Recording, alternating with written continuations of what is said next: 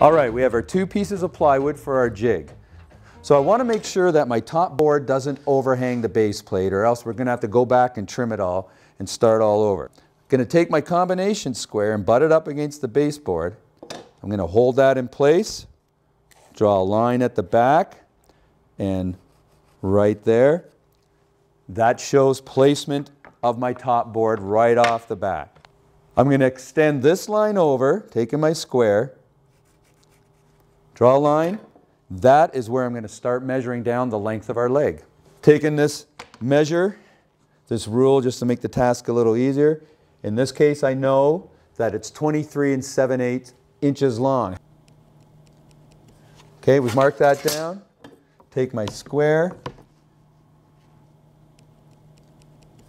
I want a leg that tapers down to 3/4 of an inch at the very bottom. It goes from an inch and 1/8 thick at the top and tapers down to 3/4 of an inch. I just bring it up to the edge of my board, make a line. I'm going to cross these lines. There we go. You can see how that's starting to pan out. There's the start of our taper, 1 1/8 inch, going down to 3/4 of an inch, 23 7/8 inches long. Now it's very easy. You take my board, I place it on my reference mark that I made earlier, hold that on there, bring it till this edge is at the 3/4 mark. And there you go. This board is longer than our leg. That's fine. It's not going to make any difference at all. Most importantly, the stop block. We're going to put it right on our reference line. A little bit of glue. You don't want too much. You're only going to have to spend time cleaning it up.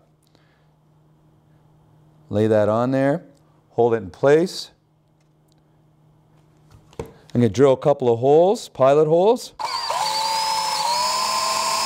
Being careful. I don't want to go all the way through. If you're unsure, put a scrap piece of wood underneath everything.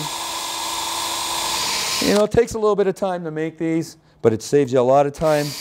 If you were to do this project again, you have the jig. You just take it off the wall. I'm going to use 5/8 inch screws to attach this. You could use 3/4. Just be careful you don't go all the way through.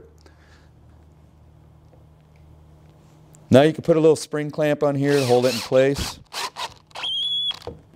Want to make sure it's at our reference line.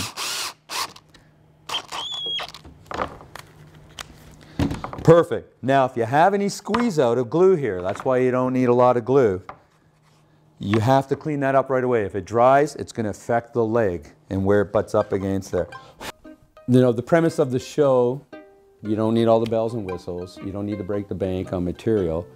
And I don't know why people are so standoffish in feeling they need all the bells and whistles. I mean, 100, 200 years ago, you know, since the dawn of time, we've been producing furniture and, you know, without a table saw or a joiner or a planer.